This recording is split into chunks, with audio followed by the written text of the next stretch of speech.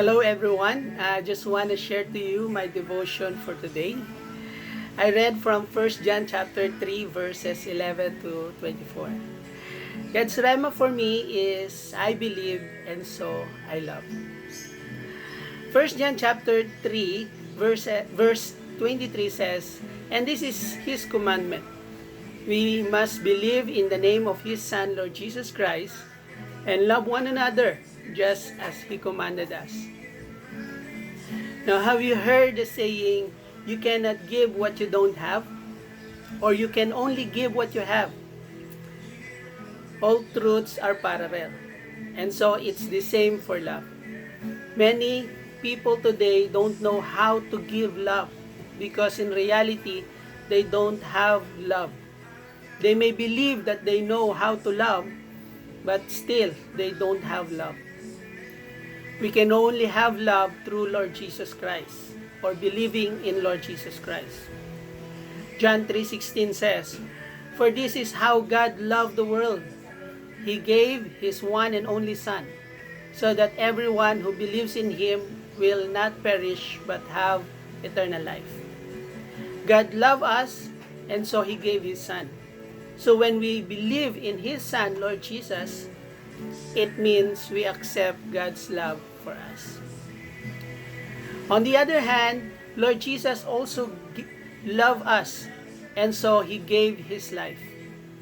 1 John chapter 3 verse 16 says, "We know what real love is because Lord Jesus gave up His life for us." So, we also ought to give our lives for our brothers and sisters.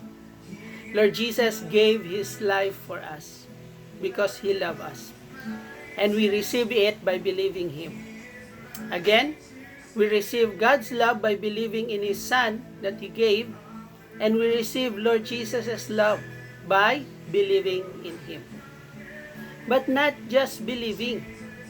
Believing in this term means giving also our lives to Lord Jesus.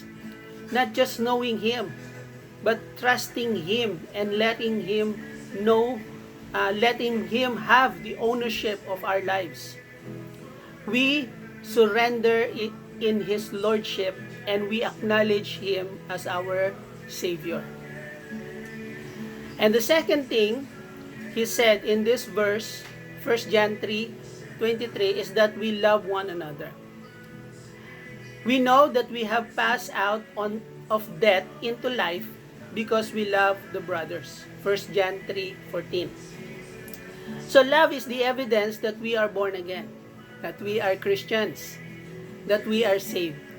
Sometimes the Bible makes our holiness and our love for people the condition of our final salvation. In other words, if we are not holy and not loving, we will not be saved at the judgment day. We can read it in Hebrew chapter 12 verse 14, Galatians chapter 5 verse 21, or read it in 1 Corinthians chapter 6 verse 10.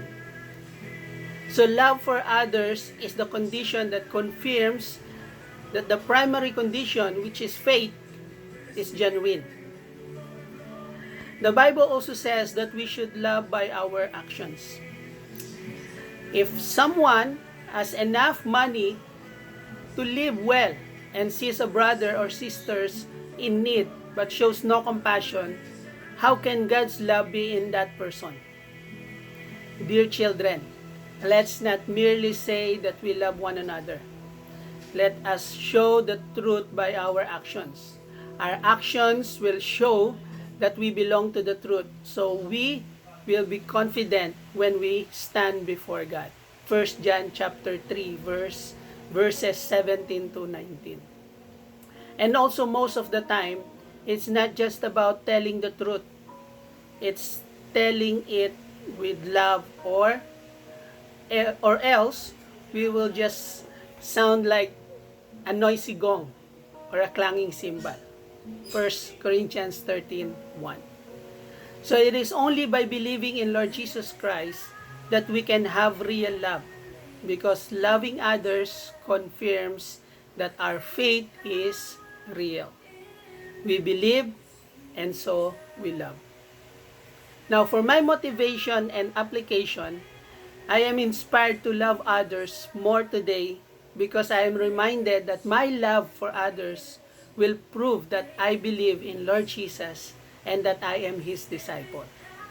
I will strive more to control my temper and be more patient and compassionate with the people around me.